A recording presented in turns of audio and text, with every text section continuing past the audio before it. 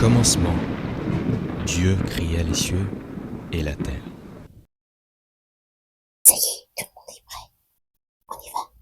Oh, il marche avec nous. Tu marches avec nous. Seigneur, tu marches avec nous. Merci, Seigneur. Chantons, il marche avec nous. Jésus marche avec nous. Oh, il marche avec nous. Merci, Seigneur. Merci, Seigneur Jésus.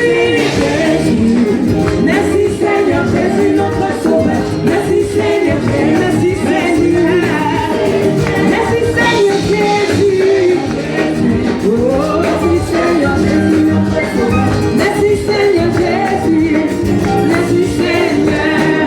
Tu marches avec nous. Tu marches avec nous. Tu marches avec nous. Tu marches bien-aimé. Tu marches avec nous. Tu marches avec nous. Merci, merci. Il marche avec nous. Ok, bon. Si je te fais venir ici, c'est pour qu'on discute un peu.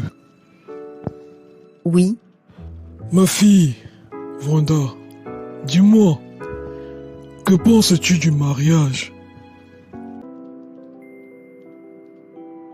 ce que je pense du mariage, Tu as très bien compris. Dis-moi. bah.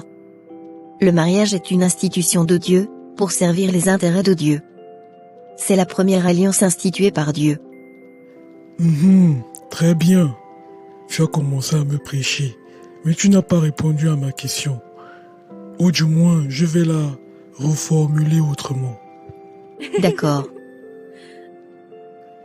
Est-ce que tu veux te marier, Vanda? Est-ce que tu aspires à cela? Pourquoi tu me poses toutes ces questions, pasteur Philippe? Tu es ma fille, non? Je veux causer avec ma fille. Ou bien je ne dois pas causer avec toi à ce sujet. J'ai pas dit ça. Oui. Bien sûr que j'aimerais me marier un jour. Ok, d'accord. Très bien. Et avec Alberto, est-ce que tu penses encore à lui?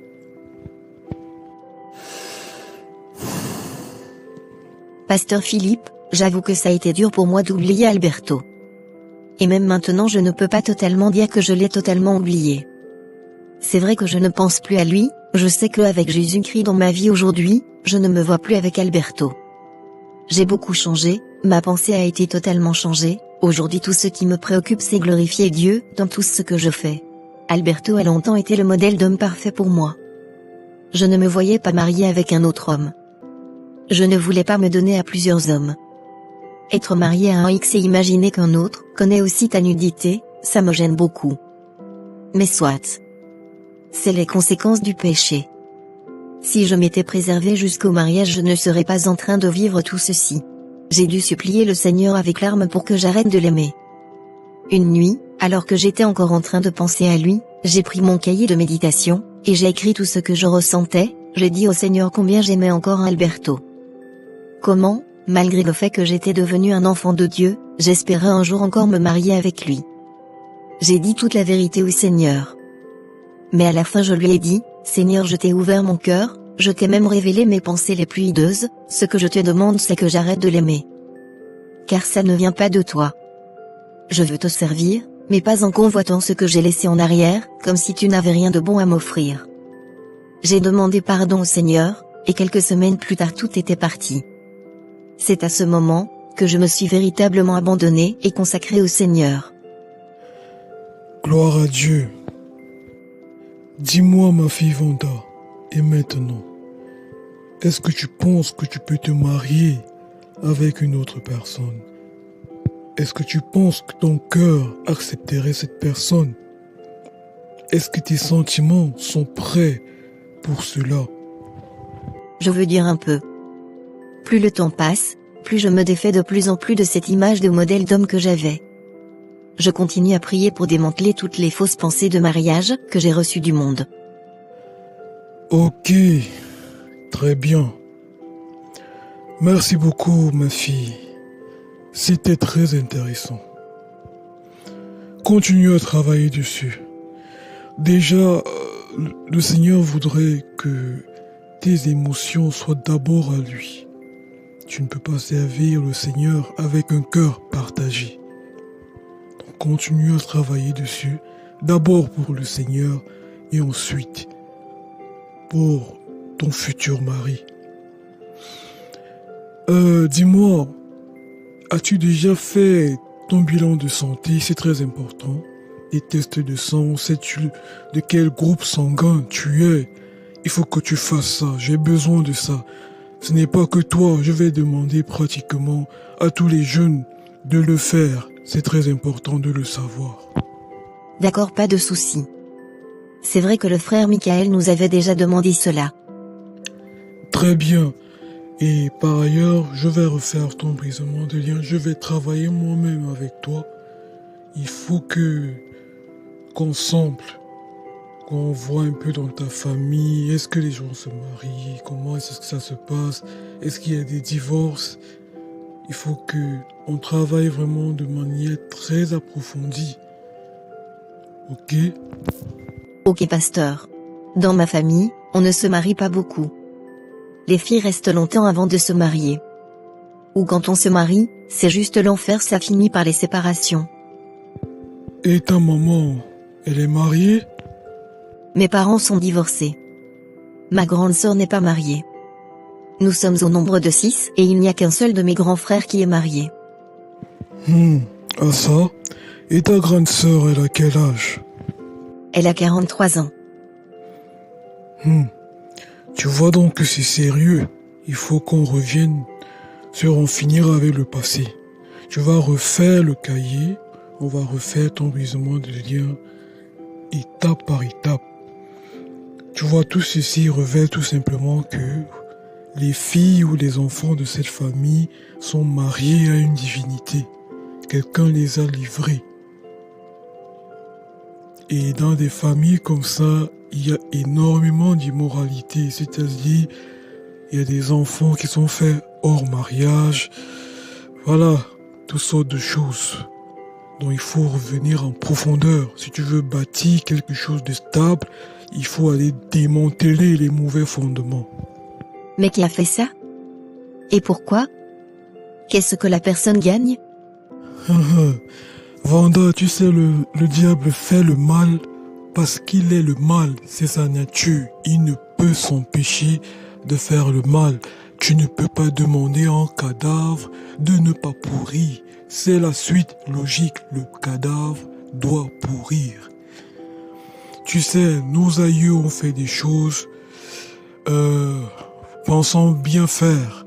Je prends l'exemple des familles en Afrique qui sont aujourd'hui liées, par exemple au temps de l'esclavage. Les aïeux voulaient se protéger des blancs parce que les blancs sont arrivés avec les armes. Et je dis ça, je n'ai aucun problème avec les blancs. Je suis juste en train de t'expliquer les choses. Donc, voulant se protéger auprès des blancs, ils ont fait des pactes avec des esprits pour la protection, par exemple.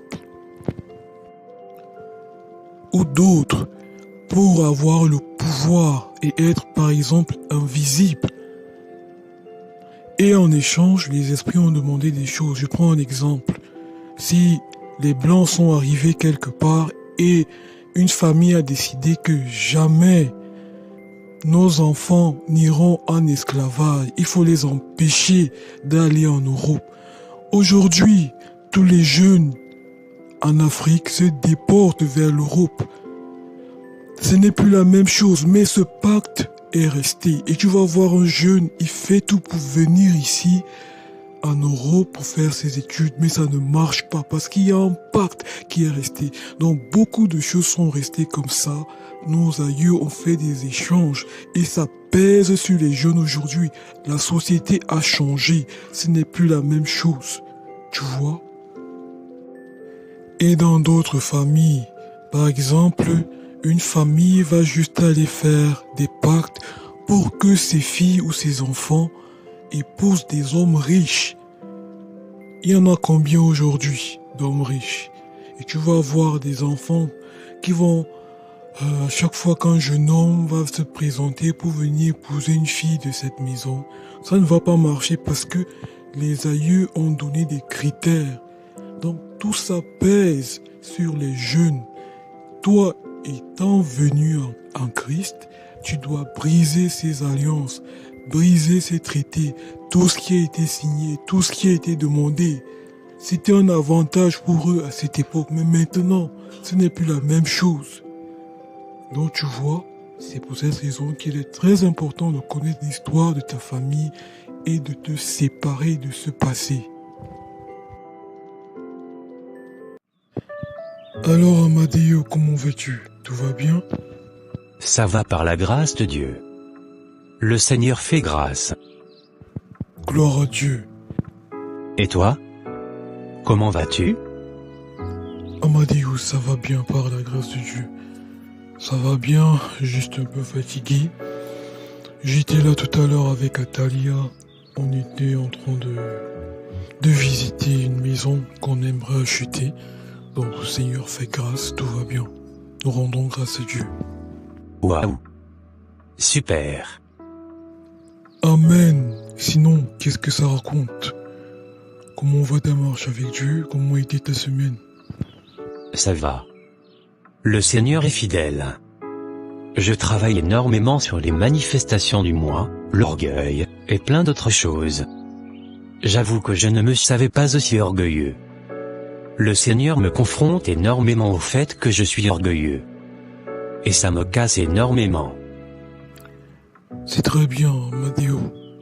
Tu sais, je remercie énormément le Seigneur lorsqu'il me confronte souvent à mon cœur.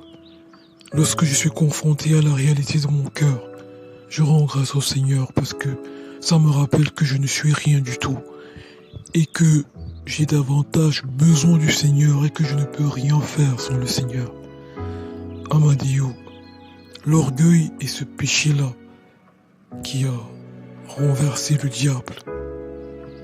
Tu ne dois pas traiter ce péché à la légère. Nous ne sommes rien du tout. Nous ne sommes rien, Amadeo. Il suffit juste que Dieu souffle et on n'existe plus. Traite vraiment durement avec l'orgueil et le moi. L'orgueil, il faut l'abattre. L'orgueil est un masque, Amadeo. Tous les hommes essayent d'étouffer leurs besoins de Dieu par leurs privilèges mondains, leurs biens matériels, financiers et bien d'autres. En dépit de tout ce qu'ils peuvent être possédés, ils sont séparés de Dieu à cause de la vie du péché. Mais tu vois, ils n'arrivent pas à voir leur pauvreté. Je prends par exemple quelqu'un qui pense que parce qu'il a 1000 personnes ou 3000 ou 34 000 personnes qui le suivent, elle est devenue quelque chose. La personne n'a pas réalisé que le jour où le Seigneur le rappellera à lui, il sera seul, il n'y aura pas toutes ces personnes et il aura passé sa vie à vivre selon ces personnes-là, au lieu de vivre selon Dieu et de voir sa pauvreté intérieure telle que Dieu la voit. Tu sais, Amadeo, une personne orgueilleuse est juste malheureuse et aveugle. Tu sais, ça m'amuse énormément lorsque je rencontre une personne et que je lui prêche l'évangile, elle va te dire, je connais, je sais, je suis né dedans, mes parents sont ceci et cela. Je le lui accorde parce qu'elle croit savoir. Mais le souci, c'est que ces personnes ne se laissent pas souvent guider ou éclairer. Et avec le temps, on se rend compte qu'elles étaient aveugles, qu'elles ne connaissaient même pas Dieu. Allons dans la Bible, je vais te montrer quelque chose. Dans Apocalypse 3, à partir du verset 17.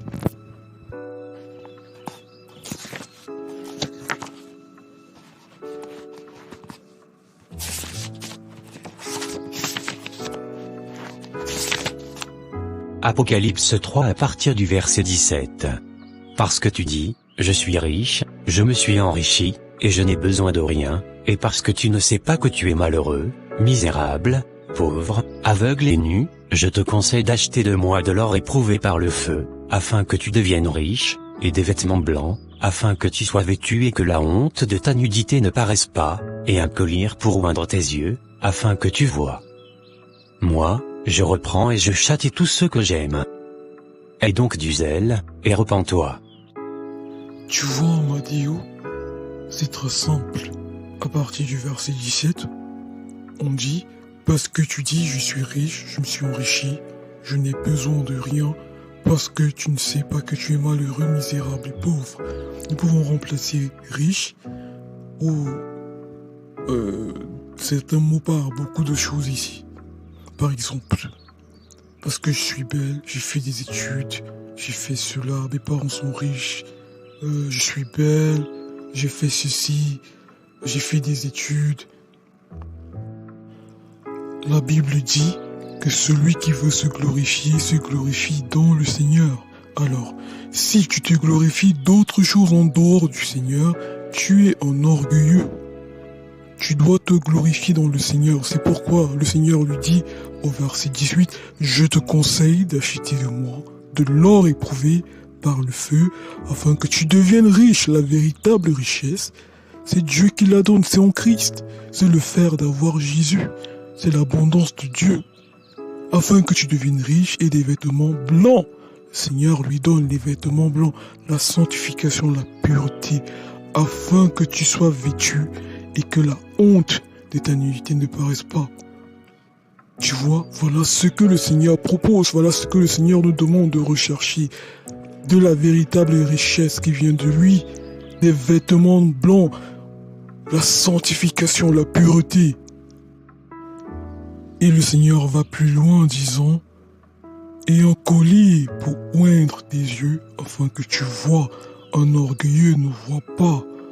Moi je reprends et je châtie, tout ce que j'aime est dans du zèle et réponds-toi. Tu vois, le moi nous aveugle, c'est pourquoi le Seigneur dit que celui qui veut me suivre doit d'abord renoncer à lui-même. Il faut que tu meures à toi-même. Le moi doit être abattu. Le moi est un ennemi de Dieu. Tu ne peux pas être disciple du Seigneur Jésus ou suivre le Seigneur si tu es rempli de toi-même, d'orgueil, de tes réalisations, des choses que tu as fait. Le Seigneur veut que tu te dépouilles afin de le recevoir. Tu vois? Donc traite durement avec cette entité d'orgueil-là. Amen. Gloire à Dieu. Ah, Madio, il faut qu'on fasse ton brisement de lien. Il faut qu'on le refasse. C'est très important. Que tu me parles un peu de ta famille.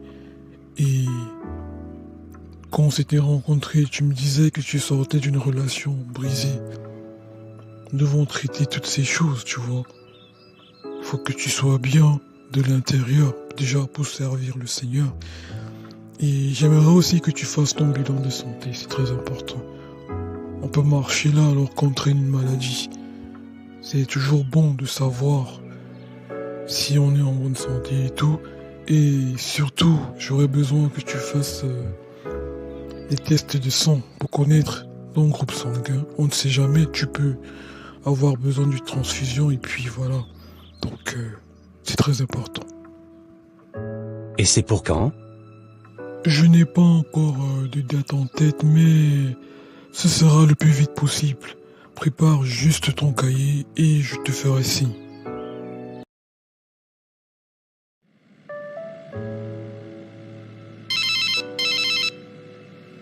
Allô, Michael? Oui, je suis en route. Je suis là, disons, dans une quinzaine de minutes. Ok. Et Romane, elle va bien? D'accord. À tout à l'heure. Ça y est, je l'ai eu au téléphone. Tu as pu avoir tout ce que tu voulais? Le cadeau c'est ok, les confettis, ça va? Oui frère Michael. Tout est parfait. Il ne manque plus qu'elle. Super. Vraiment, Vanda. Merci beaucoup pour ton aide. Je t'en prie.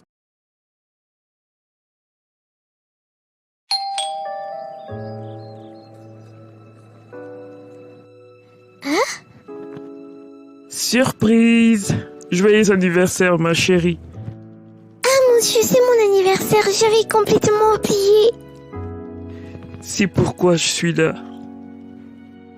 Oh, merci beaucoup, merci mon chéri, c'est trop gentil. Oh là là, viens là.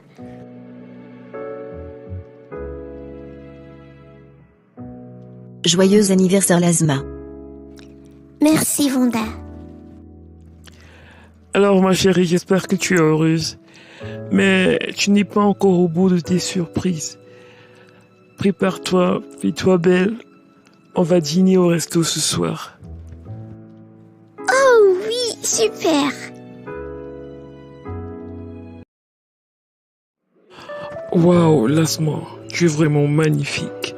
Je te trouve très belle. Merci beaucoup. Toi aussi, tu es très beau d'ailleurs. Merci beaucoup, ma chérie. On va s'asseoir? Michael, merci beaucoup pour cette belle surprise. Je suis vraiment touchée. C'est si peu de choses, ma chérie. C'est rien ça. C'est ton anniversaire. Et j'ai voulu vraiment te faire plaisir. Mais c'est rien. Mon plus beau cadeau, c'est de t'avoir tous les jours auprès de moi. Merci Michael. Alors dis-moi, Lasma, comment ça s'est passé au travail aujourd'hui? Ah, au travail, tout se passe très bien Michael. Je suis vraiment très contente. Tout se passe super bien. La collaboration avec ma chef et les partenaires. Tout se passe super bien. C'est vraiment ce que je voulais. Je me sens utile et épanouie. Franchement, je suis reconnaissante au Seigneur. Waouh, gloire à Dieu, je suis vraiment contente de voir que tu es épanouie, que tu es heureuse. Gloire à Dieu. J'aime te voir comme ça. Lasma, avant de te remettre ton cadeau, j'aimerais te demander quelque chose. Je sais que c'est le jour de ton anniversaire et que c'est toi qui es supposé faire des demandes. J'aimerais te demander, qu'est-ce que tu attends de moi en tant que mari? Est-ce qu'il y a des choses à améliorer, des choses à corriger? Qu'est-ce que tu voudrais que je fasse pour que tu sois davantage heureuse?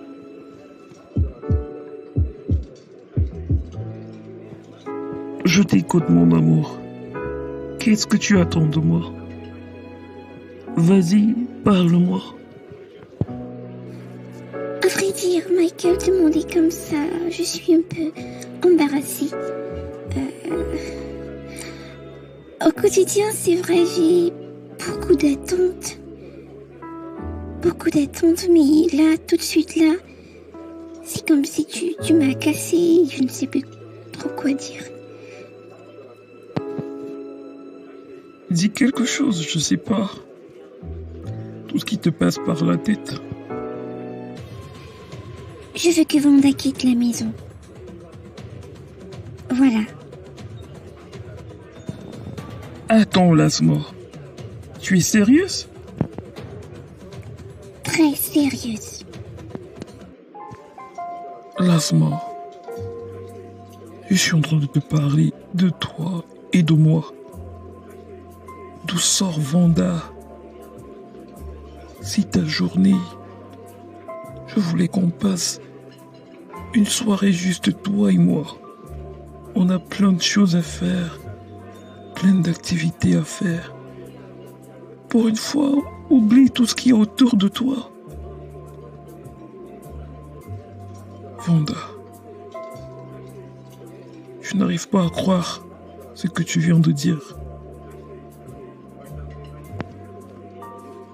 Tu veux me rendre heureuse, non, Michael? Tu veux me rendre heureuse?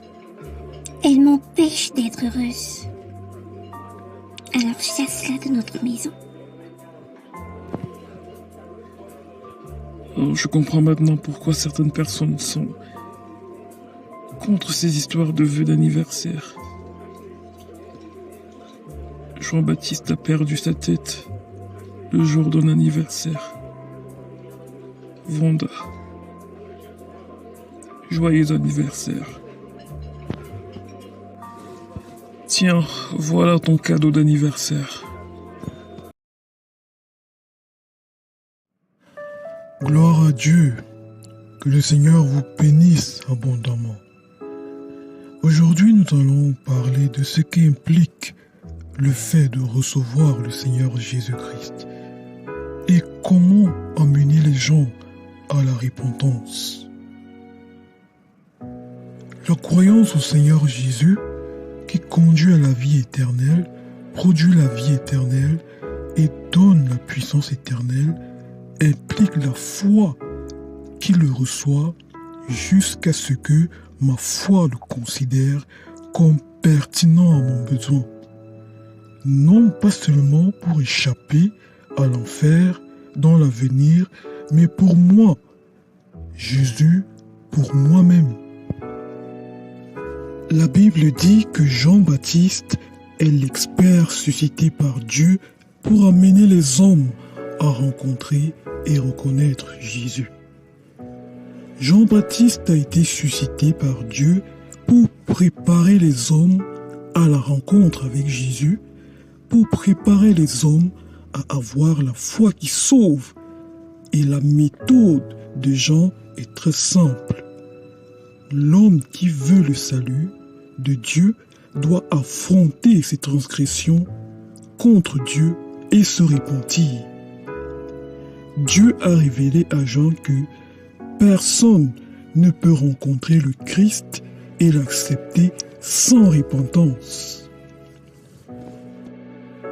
Il a prêché la repentance. Et pour Jean, la repentance impliquait 3 étapes majeures. Jean a enseigné que la repentance est l'aplanissement de toutes les choses élevées dans la vie d'une personne. Toute montagne sera aplanie. Dans la repentance, il y a une puissante œuvre destructrice. La destruction de tout ce que tu estimes. Ton orgueil, ton humanisme, ta religion. Toute montagne doit être aplanie par la loi de Dieu. Nous devons prêcher la loi de Dieu jusqu'à ce que nous brisions tout ce qui est hautement exalté dans le cœur de chaque personne. Si tu sautes cette étape et que tu veux corriger Jean-Baptiste, tu vas conduire les gens à une fausse repentance. Il a prêché la loi, il a prêché le mont Sinaï jusqu'à ce que la fierté de l'autosatisfaction, la fierté d'une identité particulière, je ne suis pas comme les autres, comme certains le disent, soit abaissée. Jean a enseigné que la repentance implique le remplissage de toute vallée de la vie. Il y a de nombreuses vallées dans nos vies. L'apitoiement sur soi, l'auto-justification. Il y a beaucoup de gens qui croient qu'ils sont pécheurs parce que leur père et leur grand-père l'étaient aussi. Ainsi, même s'ils croient, ils croient en tant que victimes. Si tu penses ainsi, tu ne rencontreras jamais Jésus. Si tu crois que tu es une victime, chaque vallée de dépression, de découragement doit être comblée. Chaque homme doit assumer la responsabilité des actes de sa vie. C'est toi le pécheur. C'est toi qui as péché, pas ton arrière-grand-père. L'âme qui pêche, c'est celle qui mourra. Dans la repentance, un homme doit assumer des responsabilités. Je suis le pécheur. Ce n'est pas parce que le diable était trop fort, ce n'est pas parce que je suis né en France, à Paris ou en Afrique, ce n'est pas parce que dans mon quartier, tout le monde était un voleur à main armée. Même sur les poubelles, des rosiers peuvent pousser et donner de belles roses blanches sans tache. Même si ton environnement était une poubelle, ta saleté était le fruit de ta propre tâche. Tu es coupable. La repentance implique d'assumer la responsabilité de tes péchés. Il n'y a personne sur terre à blâmer. Beaucoup d'entre nous prient comme des personnes qui ne se sont jamais repenties. Oh Seigneur, je te remercie pour cette vérité que le frère Philippe a présentée. Seigneur, tu sais que je ne suis pas capable de le faire seul, mais ta grâce me suffit. Tu es un menteur. Menteur. Dans tout le système de jurisprudence, on ne peut pas établir la culpabilité lorsqu'il y a un défaut de capacité. Si je dis à un homme de s'envoler et qu'il ne peut pas s'envoler, il est coupable de ne pas pouvoir s'envoler. Dire à Dieu, je ne peux pas, pardonne-moi, fait de toi un menteur. Si le commandement de Dieu ne peut être obéi, en quoi consiste alors notre culpabilité? C'est chaud là. Tenir quelqu'un coupable pour quelque chose qu'il ne pouvait pas faire, est-ce cela que nous attribuons au juge suprême de l'univers? Sors de cette victimisation afin de pouvoir commencer à te repentir. C'est toi qui as péché. Même si tu dis que tu étais possédé par des démons, les démons n'ont pas péché. Tes démons n'ont pas péché. C'est toi qui as péché. Dans la repentance, il faut combler toute vallée, tout apitoiement sur soi, toute auto-justification. Oh Seigneur, tu sais que le péché est si doux et qu'un être humain normal ne peut y résister. Dieu te frappera. Pourquoi? En plus de commettre le péché, tu lui reproches d'être responsable de ton péché. Nous devons prêcher la loi de Dieu, prêcher les commandements de Dieu afin que tout ce qui est élevé soit abaissé et que toute la fuite de responsabilité soit abandonnée afin que les hommes abandonnent leur apitoiement sur eux-mêmes. Nous prêchons parfois que Dieu est notre grand-père au ciel avec un cœur très tendre d'où tombent chaque seconde de grosses larmes et qui est si désolé pour nous, pauvres créatures, qu'il a envoyé son Fils unique pour venir nous sauver parce qu'il nous aime tant comme le Père Noël. Ce n'est pas ce que Dieu est. Il est le Dieu et il t'a créé à son image. Il sait ce qui est en toi. La repentance implique une prise de responsabilité. J'ai péché. Seigneur, tu as raison. Dans la repentance, nous justifions Dieu. Il a raison. Son commandement est la vie. Rien n'est mauvais avec Dieu. Je suis coupable. J'ai péché. J'avais le choix. Beaucoup d'autres dans ma situation n'ont pas fait ce que j'ai fait. Vrai ou faux? Est-ce que ce sont toutes les filles pauvres qui ont vendu leur corps? Est-ce que ce sont tous les garçons pauvres qui ont volé? D'autres dans ta situation n'ont pas fait ce que tu as fait. Tant que tu te justifies, tu n'es pas repenti. Tu as laissé subsister les vallées et Jésus n'a pas de voie pour entrer dans ta vie. Jean-Baptiste avait dit, préparez le chemin du Seigneur, préparez le chemin pour que Jésus entre dans votre cœur. C'est toi qui dois préparer le chemin et cela s'appelle la repentance. La repentance signifie qu'à la lumière de la parole de Dieu, qu'à la lumière de ta connaissance de la nature de Dieu, tu prennes des responsabilités et que tu ne te caches derrière rien du tout. Gloire à Dieu.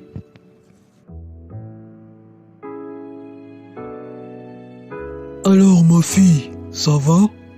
Ça va bien, pasteur Philippe. Gloire à Dieu. Tu as pu faire les tests que je t'avais demandé de faire? Oui, Les tests sont négatifs. Rien à signaler. Est-ce que tu me permets de regarder? Bien sûr, pasteur Philippe. L'électrophorèse de l'hémoglobine est où? Ah ok, c'est bon, j'ai vu. Gloire à Dieu. J'avais oublié que tu as été le professeur d'Atalia. Tu sais tout, pasteur Philippe. Gloire à Dieu, ma fille, gloire à Dieu. Vanda, il faut que je te parle de quelque chose. Donc, en réalité, il y a un frère qui s'intéresse à toi. Il voudrait t'épouser.